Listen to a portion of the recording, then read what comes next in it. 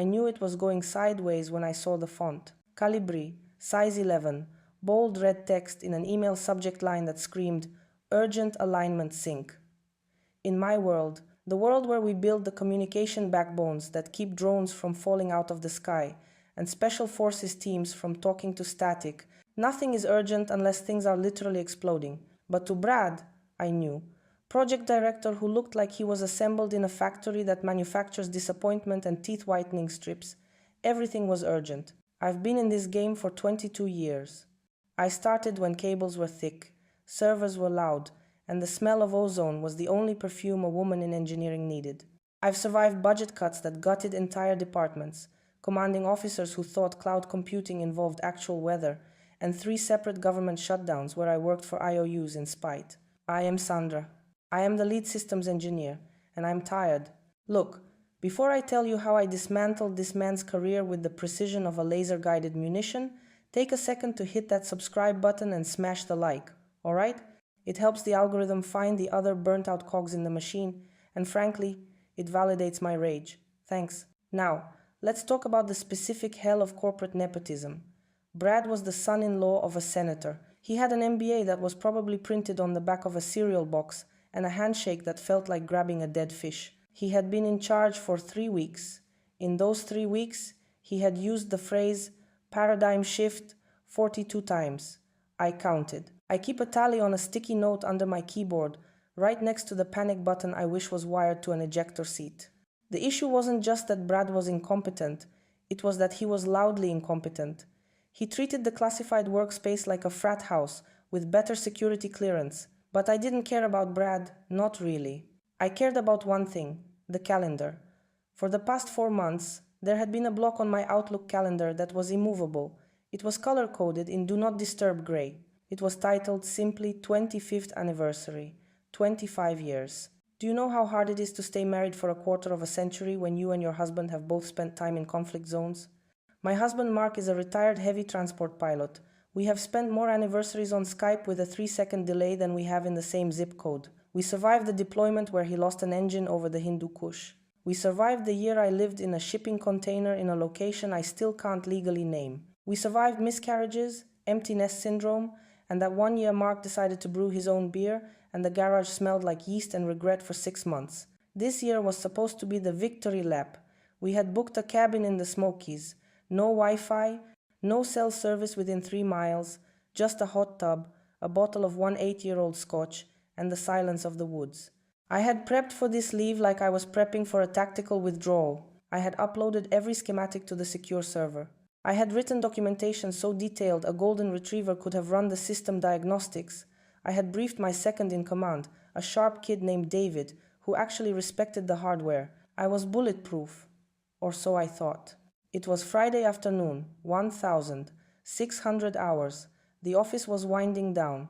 The low hum of the server room next door was vibrating through the floor, a comforting sound like a purring cat made of silicon and electricity. I was clearing off my desk, shredding the daily scratchpad notes, when Brad's shadow fell across my cubicle. He didn't knock on the partition, he just loomed. He was wearing a suit that was too blue, a shade that didn't exist in nature, and his cologne smelled like desperate ambition and Axe body spray. "Sandra, hey, rock star," he said. He actually did finger guns. I stared at his fingers, imagining snapping them. "Brad," I said, not looking up from my shredder. The machine munched on a piece of paper with a satisfying zzz. "So, quick pivot," he started, leaning against the flimsy wall of my cube, making the whole structure groan. The slide deck for the Tuesday brief with the Pentagon liaison. I need to add some sizzle. Can you rerun the latency simulations? I want the numbers to pop. I stopped shredding. I turned my chair slowly. The mechanism squeaked, a sound of rusted protest that matched my soul. "Brad," I said, my voice level. The voice I used when explaining to a general why he couldn't stream Netflix over a secure tactical link. "I am out of office starting at 1,700 today. I am gone for a week. The simulations are done. They are accurate. Physics does not pop. It just is." He laughed. It was a hollow, wet sound. I know. Big anniversary. Congrats. But hey, we're a team, right? One team, one fight. I just need you to tweak the data visualization.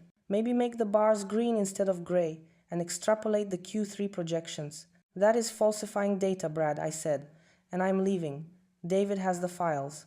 If you want green bars, David can make them green.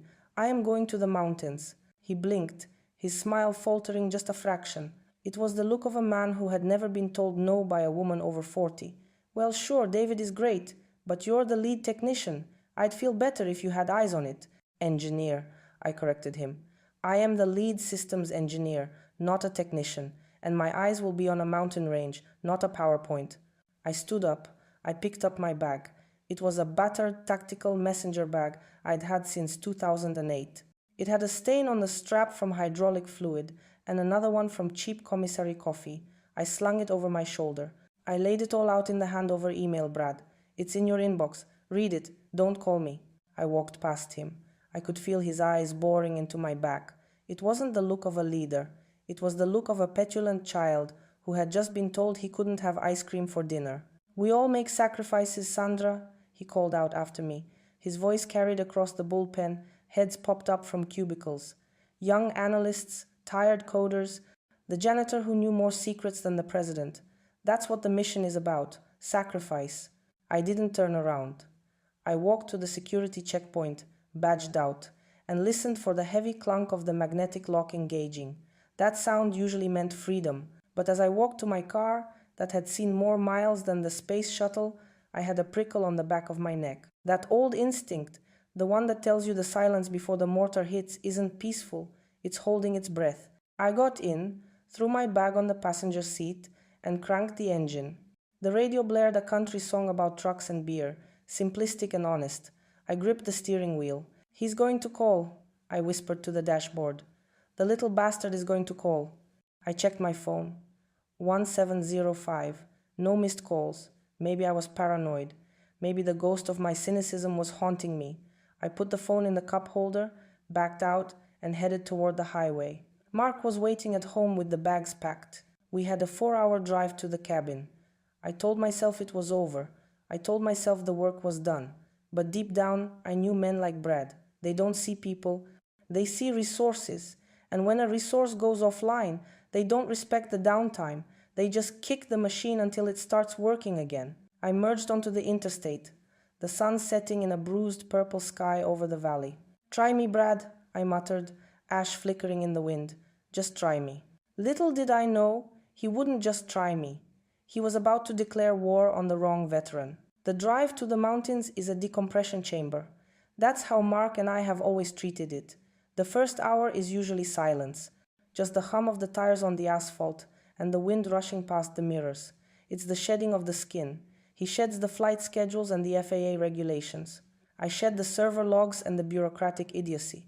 By the second hour, we start to talk. By the third, we're human beings again. We were deep in the Appalachians, winding through a pass where the trees leaned in over the road like old men sharing secrets. It was pitch black outside, the kind of darkness you only get when you're miles away from a city. The headlights cut a tunnel through the night, illuminating flashes of guardrails and rock faces.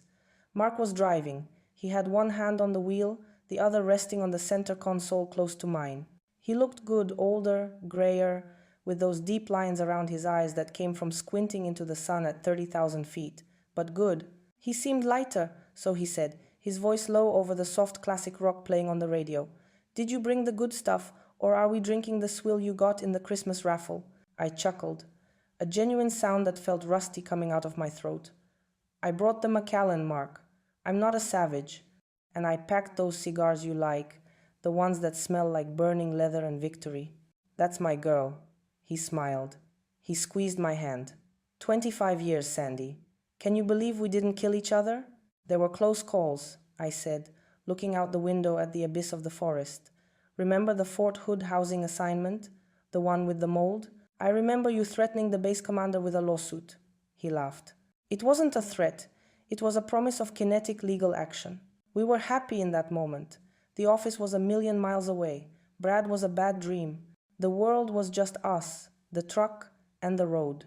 Then the center console vibrated. It wasn't a polite buzz. It was an angry, sustained vibration that rattled the plastic cup holder. My phone screen lit up, casting a harsh, sickly blue light into the warm cabin of the truck. I stared at it. The number wasn't saved, but the area code was local. 9:47 p.m. "Who's calling you this late?" Mark asked, his eyes flickering from the road to the phone. "Is it one of the kids?" "No," I said, feeling a cold knot form in my stomach. "Kids have their own ringtone." "This is unknown. I should have let it go to voicemail. That's what a sane person would do. But in my line of work, late-night calls usually mean a server farm has melted down or an encryption key has been compromised. The instinct to fix things overrides the instinct to protect yourself." I picked it up. "This is Sandra. You're not answering your email." The voice was tinny, loud, and unmistakable. It was Brad, and he was screaming. I felt the blood drain from my face. "Brad, how did you get this number? This is my personal cell. HR has it on file for emergencies. And this is an emergency." The background noise on his end was loud music, clinking glasses. He wasn't even at the office. He was at a bar. "I'm looking at the slide deck, Sandra. The fonts are all wrong. The transitions are clunky. It looks like—" I closed my eyes. I took a breath that shuddered in my chest. "Brad, I am on leave. I am currently driving through a mountain pass. The slide deck is standard military protocol. Times New Roman, no transitions. It's a briefing, not a circus act." "I don't care what the protocol is," he shouted. I could hear him slurring slightly. "Screw protocol. I told you I wanted it to pop. I need you to log in right now. Pull over, find Wi-Fi, fix it. I have a vision for this presentation, and you are sabotaging it with your laziness." Mark's hand tightened on the steering wheel. He could hear the shouting through the phone, his jaw set hard. "Laziness?" I repeated, my voice dropping to a whisper that was far more dangerous than his shouting. "Brad, I worked 60-hour weeks for the last month to prep the system. I uploaded everything. It is done." "It's done when I say it's done," Brad roared. "I am the project director. You are the help. Now get your laptop out, find a Starbucks or whatever hillbillies have out there, and fix the damn slides. I don't care if it's your anniversary. I don't care if it's your funeral. When I call, you answer. Do you hear me?" The silence in the truck was deafening. Mark looked at me, his eyes filled with a mixture of fury and concern. He slowed the truck down, ready to pull over if I needed to explode. But I didn't explode. Something else happened. A switch flipped. It was the same switch that flips when you realize the person screaming at you isn't a threat. They're a target. "Brad," I said, my voice completely flat, void of emotion. "You called my personal number at 2147 on a Friday, while I am on approved annual leave, to discuss font choices. I'm discussing your future employment," he yelled. "Do it now, or don't bother coming back on Monday." I looked at Mark. I looked at the dark road ahead. I thought about the general I used to report to, the one who taught me that loyalty goes both ways. "Okay," I said. "Okay, so you're doing it." Brad sounded triumphant, smug. "No," I said. "I mean okay. As in I understand exactly where we stand." "What the hell does that mean?" Sandra. I pressed the red button. The call ended. The blue light faded. The cabin returned to darkness. I stared at the phone for a second, then tossed it into the back seat. It landed on a pile of coats. "Sandy?" Mark asked quietly. I stared straight ahead. My heart wasn't racing. My hands weren't shaking. I felt a cold, crystalline clarity. "Keep driving," I said. "Don't stop." "Is everything okay?" "No," I said. "It's not okay. He just signed his own death warrant. Just doesn't know it yet." I wasn't crying. I was smiling. It wasn't a nice smile. It was the smile of an engineer who just identified a critical structural weakness and knows exactly where to place the demolition charge. "Mark," I said, "remember General Harland?" Mark glanced at me, surprised. "Three-star Harland, the one who sent us that wedding gift, the cryptic one." "Yeah," I said. "The one who told me if I ever needed a nuclear option to call him." "Not tonight," I said, settling back into the seat. "Tonight we drink scotch. Monday we burn Rome." The weekend was surreal. We were in this beautiful cabin, surrounded by ancient pines and the smell of wood smoke. But a part of my brain was still in that truck, replaying the call. Mark tried to distract me. He made pancakes. We hiked a trail that led to a waterfall. We drank the Macallan. But every time I looked at the fire, I didn't see logs burning. I saw Brad's career. I didn't turn my phone on for 8 hours. That was the discipline. You don't fire a weapon until you have a target lock, and you don't engage the enemy while you're emotional. You wait. You let them make mistakes. And oh, did he make mistakes?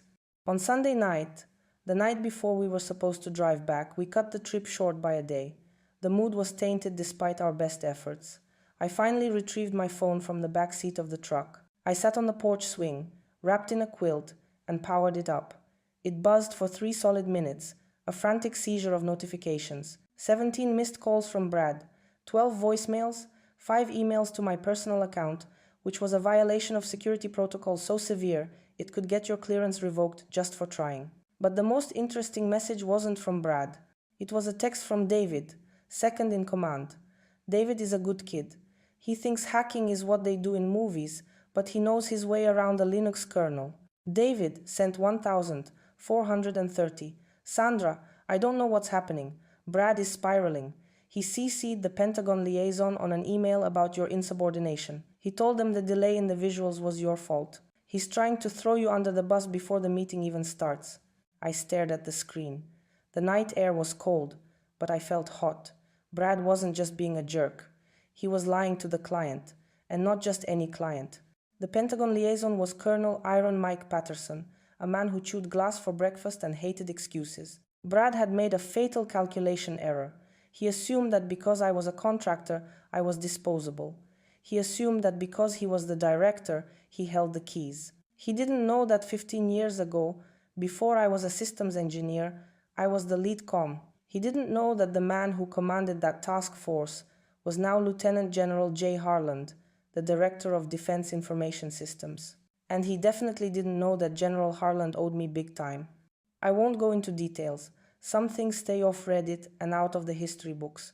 But let's just say there was a night involving a satellite uplink, a sandstorm, and a very critical message that absolutely had to go through to extraction teams. I made it go through. The general never forgot. I opened my contacts. I scrolled past Mom, past Pizza Hut, down to a contact just labeled JH Direct. I didn't call. Generals don't like calls on Sunday nights. I sent a file.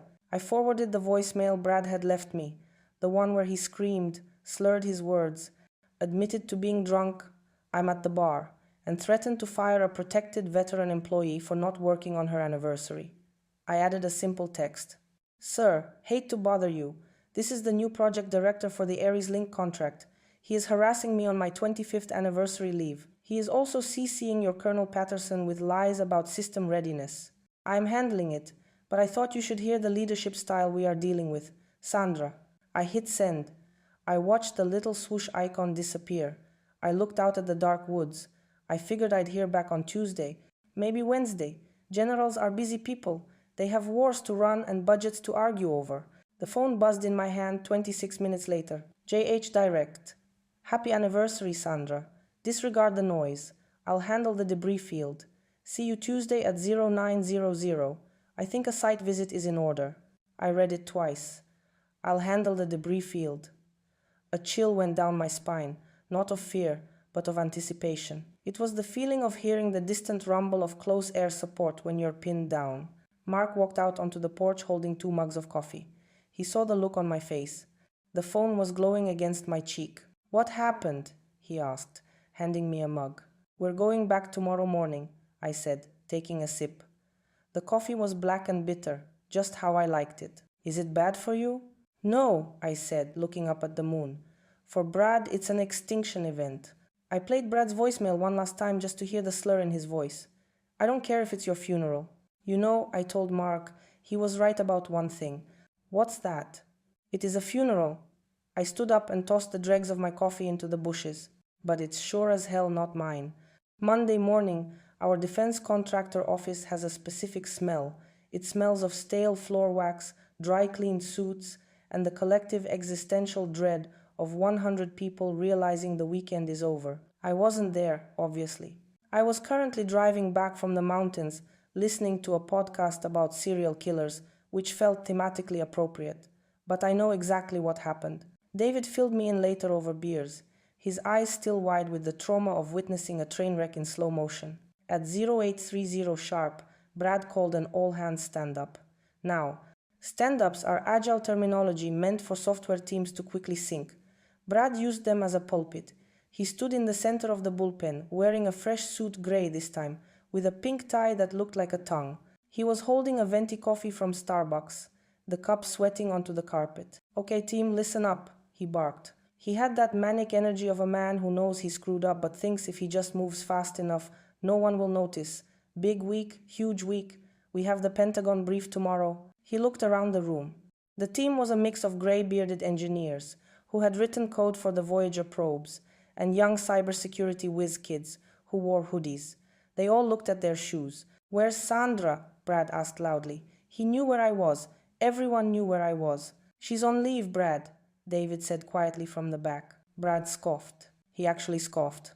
"Right. Leave. Well, let this be a lesson in dedication. While some people are disconnecting, the rest of us are here driving the mission. I need everyone to step up. We are going to redo the data visualization." A murmur went through the room.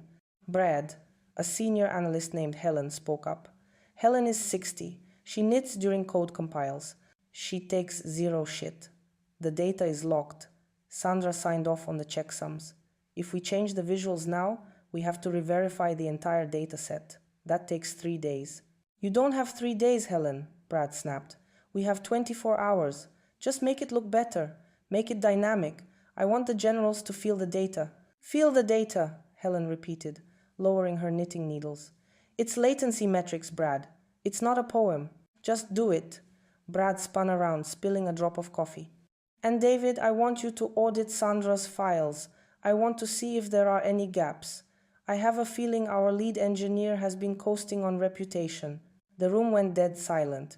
You could hear the hum of the vending machine in the break room. To suggest I was coasting was heresy. To suggest it to the people I had trained was suicide.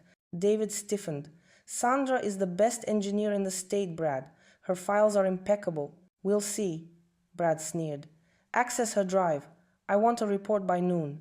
He walked back to his office, slamming the door. The blinds on his window were crooked. According to David, the rest of the day was a study in psychological warfare. Brad paced his office, making loud phone calls. He kept coming out to ask if the green bars were ready. He sent an email to the entire department, subject, "Accountability," which was just a paragraph of buzzwords about trimming the fat. He was panicked. He knew he had CC'd the colonel on a lie. He knew he hadn't heard back from me. He was trying to build a paper trail to justify firing me before I could return. He was trying to frame me for a delay he was causing. At 1,400, he made his biggest mistake. He called IT security. "I want Sandra's badge deactivated," he told the security chief, a massive guy named Tony, who was an ex-Marine. Tony looked at him. "On whose authority? She's a Tier 1 asset. I need a sign-off from the site lead or higher." "I am the site lead," Brad shouted. "Technically, you're the project director," Tony said slowly. "The site lead is currently in DC, and higher means the client." "Just do it," Brad slammed his hand on the desk. "She's a security risk. She refused a direct order during a crisis." Tony didn't blink. "I'll look into it." Tony did not look into it. Tony texted me. "Tony, security. Your boy is trying to kill your badge. I told him the system is lagging. You good?" "I was at a rest stop in West Virginia when I got the text." I replied, "Me? Hold the line, Tony. Cavalry arrives tomorrow at 0900. Tony, roger that. Popcorn is in the microwave." Monday ended with Brad sending a finalized deck to the Pentagon. He had forced David to change the graphs. They were now bright neon green. The axes were mislabeled because in his rush, Brad had deleted a column of reference data. He sent it with a note. "Here is the updated presentation. Please disregard previous versions sent by unauthorized staff. We have corrected the errors found in Miss Mitchell's work." He hit send. He packed up his bag. He probably thought he had won.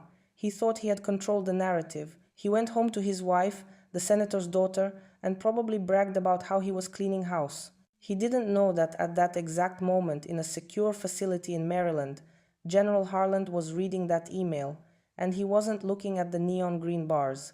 He was looking at the timestamp, and he was picking up a phone. Tuesday morning dawned clear and cold, a perfect day for an execution. I pulled into the parking lot at 8:45. I didn't park in my usual spot. I parked in the back near the loading dock. I wasn't going inside yet. My instructions from the general were clear. Wait for the signal. I sat in my car, sipping a coffee that actually tasted like coffee and not rest stop sludge. I watched the front entrance through my windshield. Staff were trickling in, heads down, shoulders hunched. The morale in the building was so low it was practically subterranean. David walked in looking like he hadn't slept. Helen walked in carrying her knitting bag like a weapon. Then Brad arrived. He drove a leased BMW. He parked in the spot marked reserved for director. He got out, adjusted his suit jacket, and strode toward the door. He looked confident. He probably thought today was his big moment, the day he dazzled the Pentagon with his neon green charts. He walked inside. At 0858, the atmosphere shifted. You know how birds stop singing right before an earthquake? It was like that. 3 black Chevrolet Suburbans turned into the office park entrance. They weren't moving fast. They were moving with the predatory grace of sharks entering a swimming pool. They had government plates, tinted windows, extra antennas bristling from the roofs. They didn't park in the visitor spots. They pulled right up to the curb, directly in front of the glass double doors, blocking the fire lane. The driver's door of the lead SUV opened. A soldier in dress green stepped out. He scanned the perimeter, then he opened the back door. Lieutenant General J. Harlan stepped out. He was a tall man, lean as a whip, with a face carved out of granite. He was wearing his Class A uniform. 3 stars gleamed on his shoulders in the morning sun. A rack of ribbons on his chest told the story of 30 years of conflict. He was flanked by 2 other men in suits. Military legal counsel. JAG officers. Sharks in pinstripes. I rolled down my window just to hear the silence. There was no sound in the parking lot. A guy walking his dog on the sidewalk stopped and stared.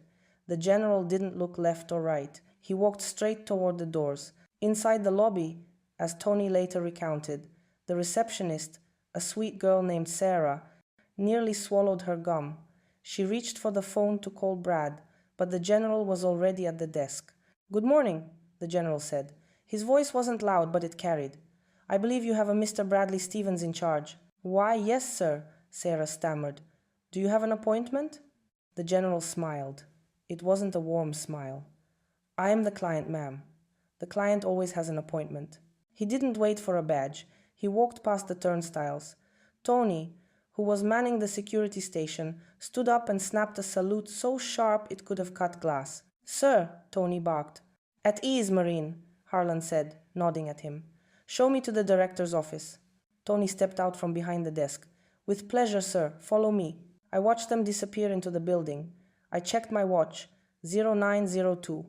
Inside, Brad was likely reviewing his slides, practicing his synergy speech in the mirror. He had no idea that the roof was about to cave in. My phone buzzed. It was a text from the general. "JH Direct. Come in, Sandra. Use the front door. Head held high." I put the truck in park. I grabbed my bag. I checked my reflection in the rearview mirror. No makeup. Hair in a messy bun. Eyes tired but sharp. I looked like me. I walked across the parking lot. The black Suburbans were idling, their engines purring with menace. The driver of the lead car nodded at me as I passed. I nodded back. I walked through the lobby. Sarah was still staring at the door where the general had vanished. "Sandra," she whispered. "Do you know who that is?" "Yeah, Sarah," I said, swiping my badge. It beeped green. Tony hadn't deactivated it. "That's the customer service department." I walked down the hallway toward the executive suite. The office was dead silent. Every head was popped up over the cubicle walls, looking toward the glass-walled office at the end of the hall. Brad's office. The blinds were open. I could see Brad behind his desk. He was standing up. He looked small. Standing in front of his desk was the general. The 2 JAG lawyers were flanking him, opening briefcases. Brad caught sight of me walking down the hall. His eyes went wide. He pointed a shaking finger at me, mouthing something to the general. The general didn't turn around. He just placed a small silver device on Brad's desk. It looked like a voice recorder. I reached the door. I didn't knock. I pushed it open and stepped inside. "Ah, Sandra," General Harlan said, turning to me. His face softened just a fraction. "Right on time." "General," I said, standing at attention out of habit. Brad looked between us. He was sweating, visibly sweating. You know her?" The general looked at Brad like he was a smudge on a lens. "Mr. Stevens, Sandra Mitchell built the network you are currently using to send me unauthorized emails. Now please sit down. We have some audio to review. The office smelled of Brad's cheap cologne and sudden acrid fear. Brad sat down. He didn't sit like an executive. He collapsed like a folding chair. He looked at the recorder on the desk, then at the two lawyers who were arranging documents with terrifying precision. I don't understand, Brad stammered. General, I was just preparing the briefing, the slide deck. We're not here about the slides, son, General Harlan said. He pulled up a chair and sat down opposite Brad. He didn't lean back. He sat with the posture of a statue. We're here about the personnel clause in the Defense Appropriations Act, specifically the protection of key assets. He reached out and pressed play on the recorder. The voice that filled the room was loud, distorted, and undeniably Brad's. I don't care if it's your anniversary. I don't care if it's your funeral. When I call, you answer. You hear me? Brad went pale, translucent actually. He looked at me. I was leaning against the door frame, arms crossed, face blank. The recording continued. I'm discussing your future employment. Do it now or don't bother coming back on Monday. The general let the silence hang in the air after the recording stopped. It was a heavy, suffocating silence. Mr. Stevens, the general said softly, do you know what a Tier 1 contractor is? Aye, she's just an engineer, Brad squeaked. Sandra Mitchell, the general said, gesturing to me without looking, holds a top-secret SAI clearance. She is the signatory authority for the encryption protocols used by the 101st Airborne. Harassing her? That's bad. Threatening to terminate her for refusing to violate security protocols by working on an unsecured network while on leave? The general leaned forward. That is a federal offense. It's coercion. And since you threatened her employment while she was exercising protected benefits, well, the JAG officers tell me it's also a violation of the labor standards outlined in your company's contract with the DoD. One of the lawyers pushed a piece of paper across the desk. Section 4, paragraph C.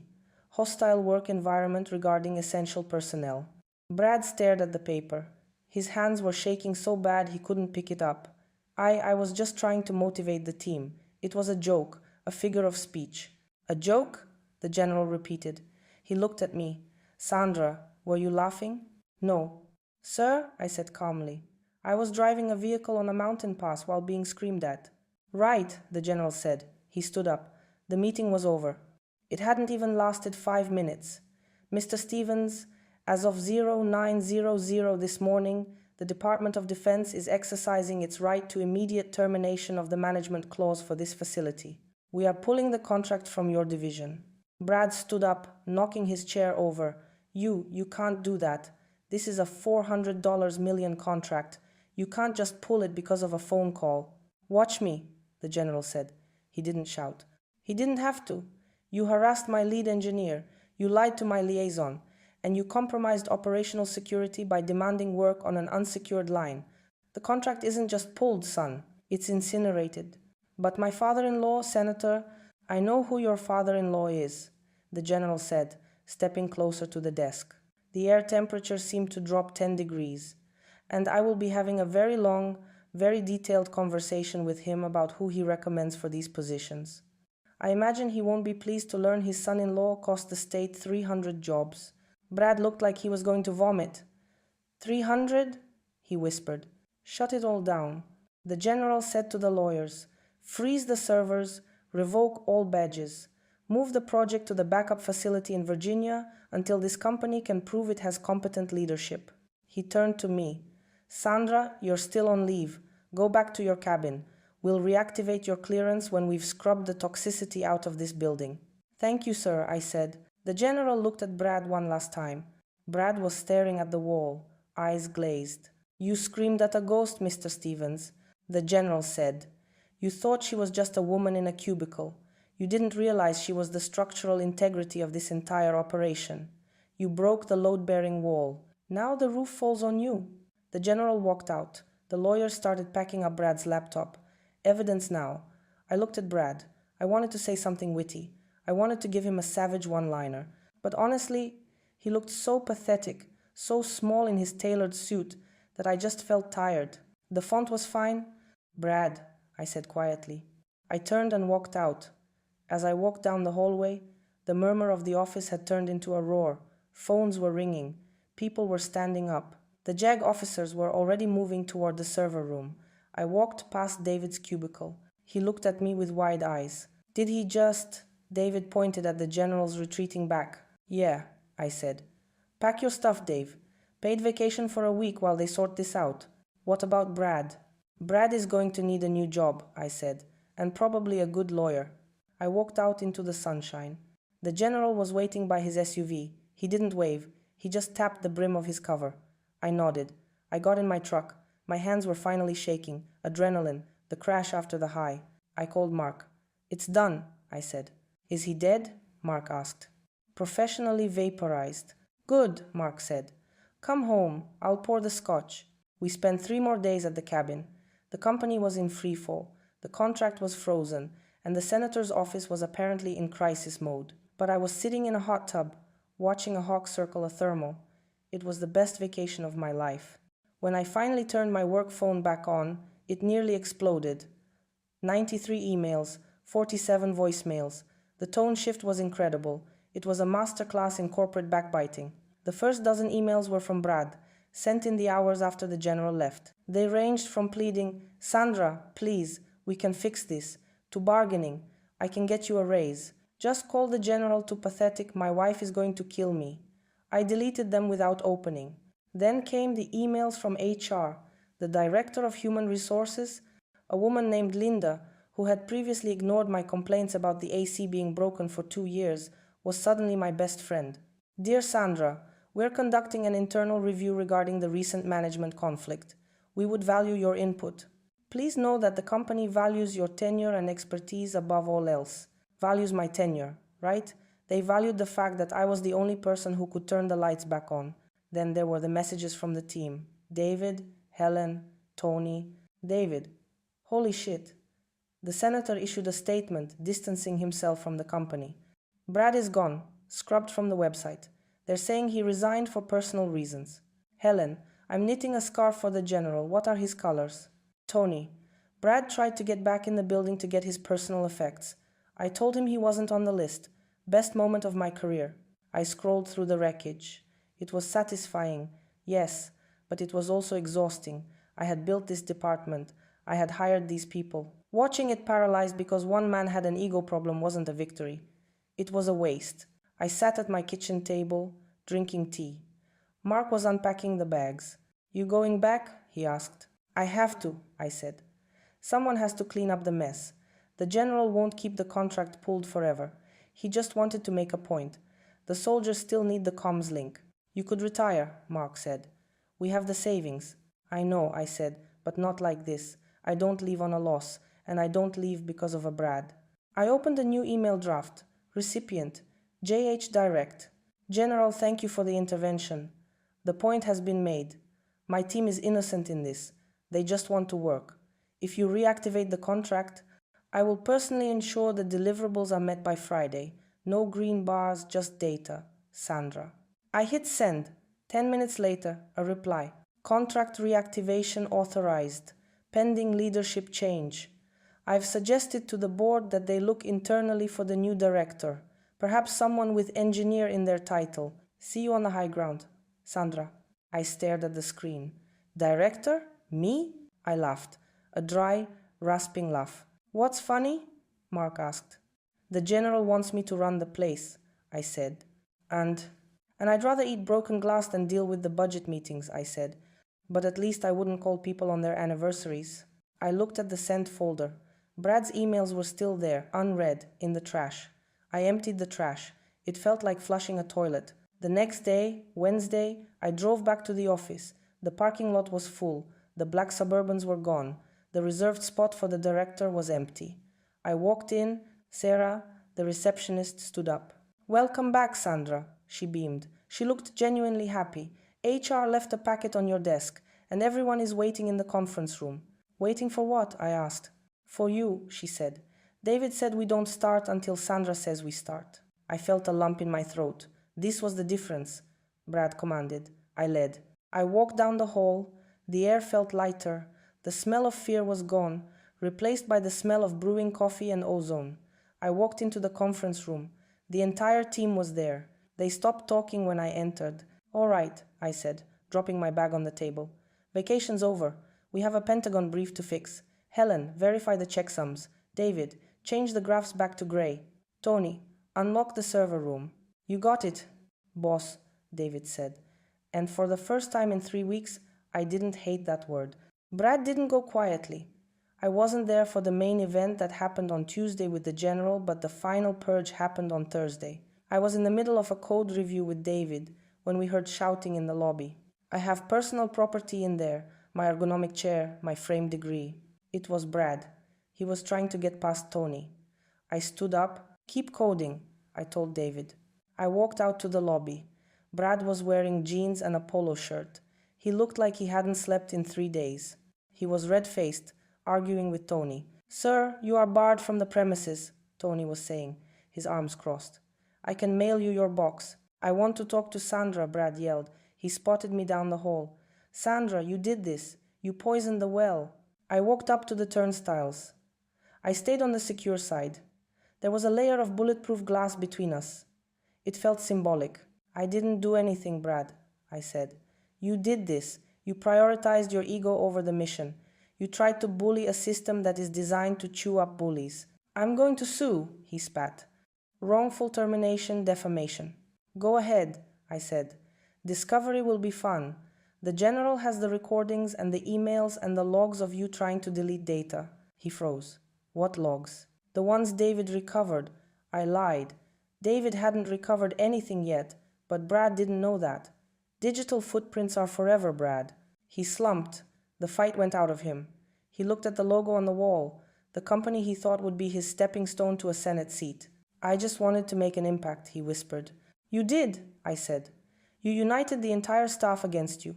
That's rare. Goodbye, Brad. Tony, I nodded to the big Marine. Escort him off the property. If he comes back, call the local PD. Yes, ma'am. Tony grinned. I watched Brad walk to his car, no longer the BMW, but a rental sedan. He drove away. The office rumors were wild. Some people said I was CIA, some said I was a secret agent for the Inspector General.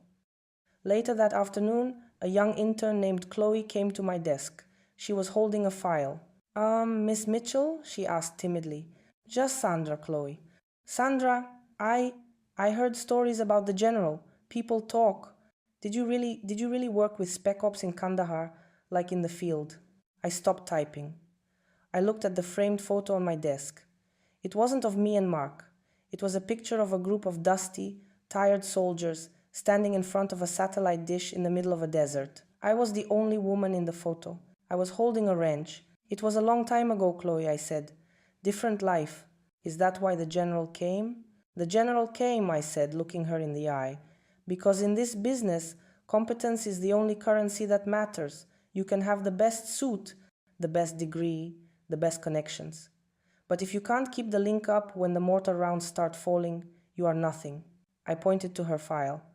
Is that the latency report? Yes, ma'am. Is it accurate? Checked it 3 times.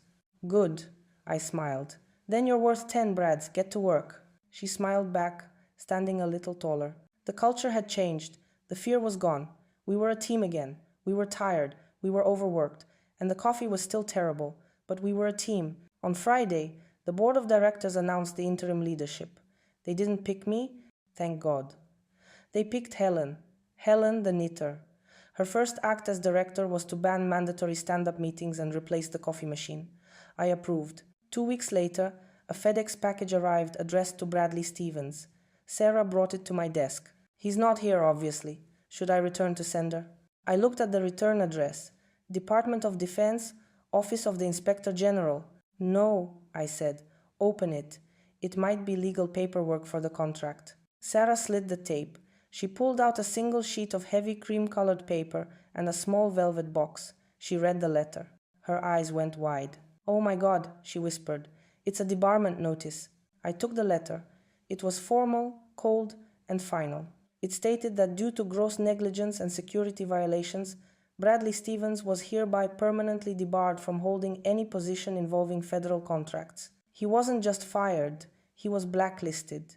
He could never work for a defense contractor, a government agency, or even a janitorial service that cleaned a federal building ever again. His career in this sector was dead, buried, concrete poured over the grave. "What's in the box?" I asked. Sarah opened the velvet box. Inside was a coin, a heavy brass challenge coin, but it wasn't a commemorative coin. On one side, it had the DoD seal. On the other side, it had a picture of a donkey, a jackass, and a sticky note attached to it, "For your collection, Jen H." I laughed. I laughed until my sides hurt. It was petty, it was childish, it was perfect. "What do I do with it?" Sarah asked, trying not to giggle. "Put the letter in the file," I said. "Send the coin to Brad's house. He earned it." I went back to my desk. I sat down. The office was humming. The servers were green. The green bars were gone, replaced by boring, accurate gray data. I opened my drawer.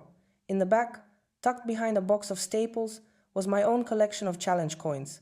I pulled one out. It was old, scratched, and heavy. It was from the task force, the one I got from Harlan 15 years ago in the sand. It didn't have a donkey on it. It had a wolf. "Silent service," it read. I placed it on my desk. I looked at the phone. It was quiet. No screaming, no demands, no sizzle. My cell phone buzzed. Not the work phone, my personal one. It was Mark. "Hey," he said. "I was thinking, since we cut the trip short, how about we try again next weekend? No mountains this time. Maybe the beach." "The beach sounds good," I said. "Wi-Fi is spotty there too." "Is the world going to end if you leave?" I looked around the office. David was laughing with Chloe. Helen was knitting during a conference call. Tony was eating a donut. "No," I said. "The world is fine. The system is stable." "Good. Love you, Sandy." "Love you too." I hung up. I looked at the screen. A new email popped up from Jen J. Harland. Subject: New project. Eyes only. "Sandra, we have a situation in the Pacific. Communications array is acting up. Need a consult. You available?" I smiled. I took a sip of my coffee. I picked up the wolf coin and flipped it in the air. It caught the light, spinning, a flash of gold in the fluorescent hum of the office. I caught it. I typed my reply. "I'm available, sir. Sending diagnostics now. I never raised my voice. I never made a scene. I just did my job. Brad was a ghost.